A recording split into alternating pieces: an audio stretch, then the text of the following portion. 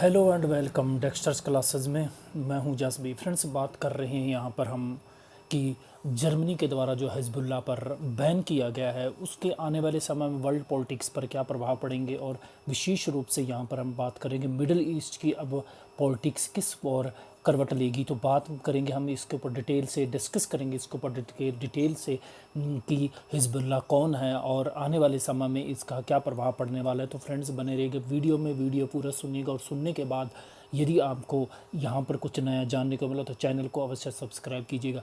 अब यहाँ पर क्या है कि एक जो बड़ी खबर इन दोनों वर्ल्ड मीडिया के द्वारा कवरेज की जा रही है उसके ऊपर काफ़ी ज़्यादा आर्टिकल लिखे जा रहे हैं, और जैसा कि आप देख रहे हो द न्यूयॉर्क टाइम्स के अंदर लिखा गया है कि जर्मनी हार्डेंस बैन ऑन हिजबुल्लाह, यानी कि हिजबुल्लाह को जर्मनी के द्वारा हाल ही के अंदर जो एक बैन किया गया है, और उसके बैन के करते ही यूनाइटेड स्टेट अमेरिका और इसराइल के द्वारा जिस प्रकार से वेलकम किया गया बर्लिन का यानी कि जर्मनी का, और दूसरी तरफ एक त्वरित प्रतिक्रिया देते हुए ईरान के द्वारा भी ये एक धमकी भरे लहजे में कहा गया कि जर्मनी को आने वाले समय में बड़ी मुश्किलों का सामना पड़ने पड़ेगा, उसको कॉन्सिक्वेंसेज उठाने पड़ेंगे। तो अब यहाँ पर बात कर रहे हैं कि फिर हिजबुल्लाह है कौन, इसको बैन क्यों किया गया है, और इतना ज़्यादा वर्ल्ड मीडिया के द्वारा इसको कवरेज किया जा रहा है। तो फ्रेंड्स, सबसे पहले हम बात करेंगे कि जो हिजबुल्लाह की यदि हम बात करें तो हिजबुल्लाह हालांकि गठित किया गया था 1982 के अंदर।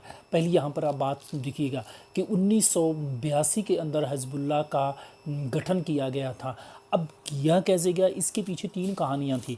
अब क्या होता है कि सबसे पहले क्या होता है कि 1943 में जैसे ही लेबनान के अंदर एक समझौता होता है, और लेबनान में समझौता ये होता है कि उसमें ये कहा गया कि हमेशा सुन्नी मुसलमान ही प्रधानमंत्री बनेगा और ईसाई राष्ट्रपति होगा, और संसद का यदि जो स्पीकर बनेगा वो होगा शिया मुसलमान होगा। तो ये इस प्रकार का 1943 के अंदर जो एक समझौता हुआ था, लेकिन ये समझौता क्या है कि लंबे समय तक नहीं चला पाया। क्यों?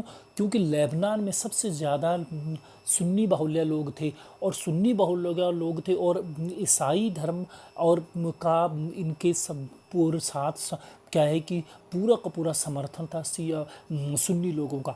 अब क्या होता है कि धीरे धीरे क्या होता है कि फ़िलिस्तीन के अंदर जितने भी माफ़ कीजिएगा जितने भी लेबनान के अंदर जितने भी शिया लोग थे उनको हाशिए पर धकेलना शुरू कर दिया गया, और सुन्नी लोगों की तादाद ज़्यादा बढ़ती चली गई। ऐसे में क्या होता है कि गृह युद्ध की सिचुएशंस पैदा होती है 1943 के अंदर। अब यहाँ पर आता है कि हिजबुल्लाह के गठन में तीन भूमिकाएं बड़ी रही, क्योंकि जो 43 के अंदर समझौता नहीं चल पाया, उसके बाद क्या होता है कि 1975 के अंदर जैसे ही एक तो गृह युद्ध शुरू हो जाता है लेबनान के अंदर। दूसरी बात यहाँ पर बात आती है कि लेबनान में जैसे ही गृह युद्ध शुरू होता है 1943 के अंदर, और दूसरी तरफ इसके पैरेलल में ही 1978 में इज़राइल द्वारा लेबनान के ऊपर हमला कर दिया जाता है। अब क्या होता है कि लेबनान के ऊपर इज़राइल के द्वारा हमला करने के बाद जो दक्षिणी लेबनान का हिस्सा था उसके ऊपर क्या होता है कि कब्ज़ा कर लिया जाता है इज़राइल के द्वारा। और ये जो दक्षिणी लेबनान था वो एक बहुत इम्पोर्टेंट हिस्सा था फ़िलिस्तीन के लिए, क्योंकि फ़िलिस्तीनी लोग यहीं से ही इज़राइल के ऊपर हमले करते थे। ऐसी सिचुएशंस में अब आते दो घटनाएं होगी कि 75 में क्या हुआ, गृह युद्ध शुरू हुआ, 1978 में इज़राइल ने दक्षिण लेबान पर क्या कि कब्ज़ा कर लिया जहां से फ़िलिस्तीनी लोग हमला करते। तो तीसरी जो बड़ी बात घटना ये हुई कि ईरान में सत्ता परिवर्तन हो गया। ऐसे में क्या हुआ कि लेबनान ने इसी का फ़ायदा उठाते हुए क्या किया कि जितने भी शिया लोग थे, क्योंकि देखिए ईरान क्या है, दुनिया का एकमात्र जो सबसे बड़ा कंट्री है वो शिया लोगों का देश है ईरान। अब क्या होता है कि इसी का फ़ायदा उठाते हुए लेबनान के द्वारा क्या है कि शिया लोगों का दमन करना शुरू कर दिया। अब जब दमन शुरू कर दिया तो ऐसी सिचुएशंस में ईरान की फंडिंग प्राप्त करते हुए एक हिजबुल्लाह गठन किया गया 1982 के अंदर। क्या होता है कि लेबनान में एक हिजबुल्लाह का गठन कर दिया जाता है, और जिसको भारी मात्रा में फंडिंग की जाती है ईरान के द्वारा, और ईरान की फंडिंग पाते ही ये एक बड़े संगठन के रूप में स्थापित हो जाता है। अब क्या होता है कि जैसे ये संगठन स्थापित होता है और ईरान के द्वारा भारी मात्रा में इनको फंडिंग की जाती है, और फिर धीरे धीरे आगे चलकर यह लेबनान में आज की सिचुएशंस में यदि हम बात करें हिजबुल्लाह की, तो लेबनान में एक बड़ी पॉलिटिकल पार्टी के रूप में स्थापित हो चुका है। या यूं कहिए कि लेबनानी सरकार आज हिजबुल्लाह के खिलाफ किसी भी प्रकार का रिएक्शन किसी भी प्रकार का एक्शन नहीं ले सकती। क्यों नहीं ले सकती? क्योंकि आज इसका एक बड़ी भूमिका हो गई है लेबनान के अंदर। यूँ मान लिए कि लेबनानी सरकार के साथ साथ पैरेलल में एक हिजबुल्लाह की सरकार भी चलती है। इतना ही नहीं, यमन के अंदर भी इनका बहुत बड़ा रोल है। और आज आप जानते हो कि यमन में भी क्या कि यमन संकट में क्या होता है कि सऊदी अरब के साथ हिजबुल्लाह की सेना लड़ रही है। इसके ऊपर अलग से एक दिन वीडियो अपने बनाएंगे। अब यह क्या होता है कि 1982 में जैसी स्थापना होती है तो 85 के अंदर घोषणा पत्र जारी किया जाता है हिजबुल्लाह के द्वारा। उन्होंने कहा कि लेबनान से पश्चिमी ताकतों को जाना होगा। और दूसरी बात उन्होंने कही कि सबसे बड़े जो दुश्मन है हमारे वो सोवियत संघ और अमेरिका। और इसी के साथ ही उन्होंने इजराइल को भी तबाह करने की धमकी दी। और बार बार हर जगह कहा गया कि हम इजराइल को हम तबाह कर देंगे। क्यों? क्योंकि ये अरब देशों की ज़मीन के ऊपर एक अवैध कंट्री है। तो इस प्रकार का उनके द्वारा ये स्टेटमेंट जारी किया। अब क्या होता है कि फिर उसके बाद धीरे धीरे ये हिजबुल्लाह क्या है कि वर्ल्ड पॉलिटिक्स के लेबनान की पार्टी के अंदर लगातार एक अपना प्रभाव बनाता चला जाता है, राजनीतिक फ़ायदा उठाने की कोशिश करता है। और 92 के अंदर आते आते मात्र 10 सालों में ही है इतनी पकड़ बना लेता है कि 8 सीटें जीत जाता है आम चुनावों में। और आगे चलकर फिर एक तरफ इन्होंने पॉलिटिकल विंग के रूप में अपने आप को स्थापित कर, वहीं दूसरी तरफ ये आतंकी गतिविधियों में शामिल हो गए और शिया और जितने भी ईसाई धर्म के लोग थे उनके ऊपर हमले करना शुरू कर दिया, जिसके कारण 1997 में अमेरिका के द्वारा इसको आतंकी घोषित कर दिया गया। अब ये तो होगी थोड़ी सी हिस्ट्री कि किस प्रकार ये बना और किस प्रकार आज जिस जगह पर खड़ा है लेबनान के अंदर एक बहुत बड़ी भूमिका में है आज हिजबुल्लाह।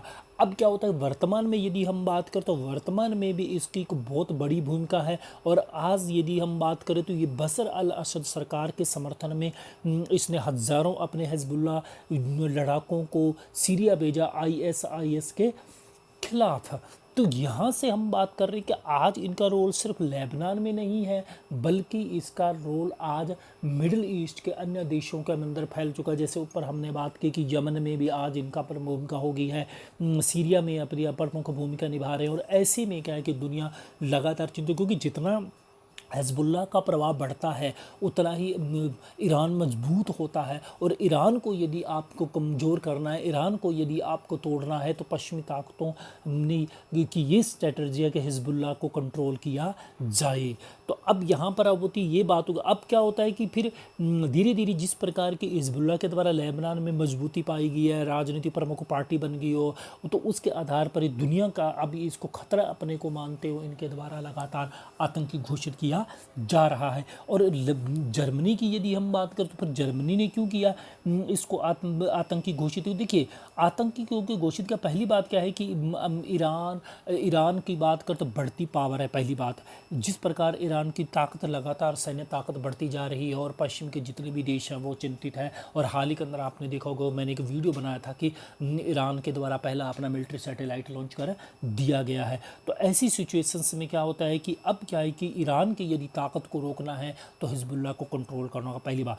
दूसरी बात यहाँ पर जर्मनी के द्वारा ये कही जा रही है कि एक हमारे यहाँ पर आतंकी हमले होने की आशंका है और हिजबुल्लाह लगातार जर्मनी आपराधिक गतिविधियों को अंजाम देने के लिए योजनाएं बना रहा है। इसी के लिए भी इसके ऊपर हमला बैन किया गया। लेकिन यदि हम बात करें इंटरनेशनल, यदि हम राजनीतिक संबंधों को विशेषज्ञों से के कमेंट देखें तो उनका ये कहना है कि ये सिर्फ और सिर्फ अमेरिका के दबाव के अंदर किया जा रहा है, क्योंकि अमेरिका ने न केवल अभी जर्मनी को ही बल्कि पूरे यूरोपियन देशों को, अन्य देशों को भी सलाह दिया जा रहा है कि आप भी हिजबुल्लाह को बैन कीजिए।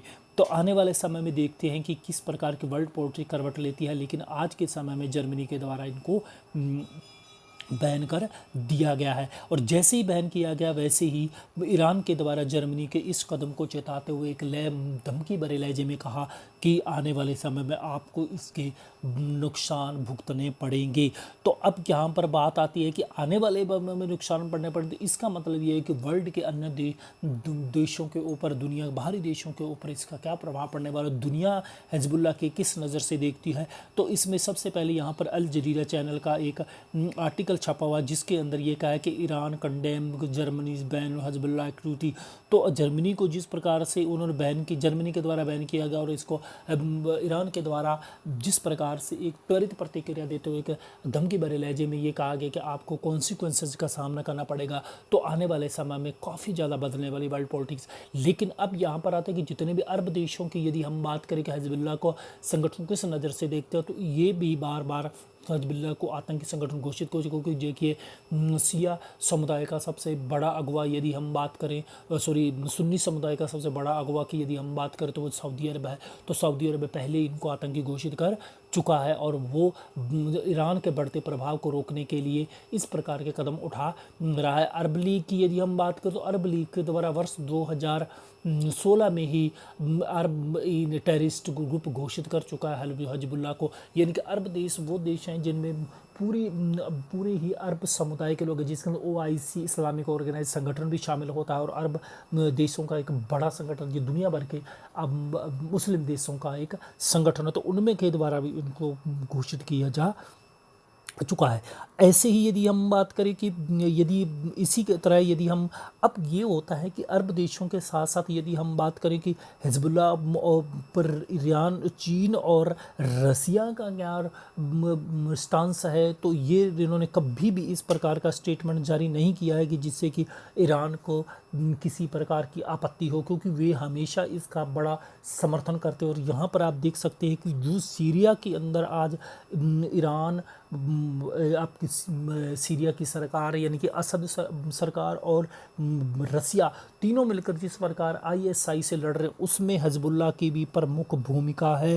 हिजबुल्लाह भी मिडिल ईस्ट के अंदर एक बड़ा रोल प्ले कर, यहाँ पर देख लो कि हिजबुल्लाह नेक्सस, तो हिजबुल्लाह भी एक बड़ी भूमिका में है यहाँ पर इनको समर्थन देने। तो इस प्रकार से रसिया का बड़ा रोल है।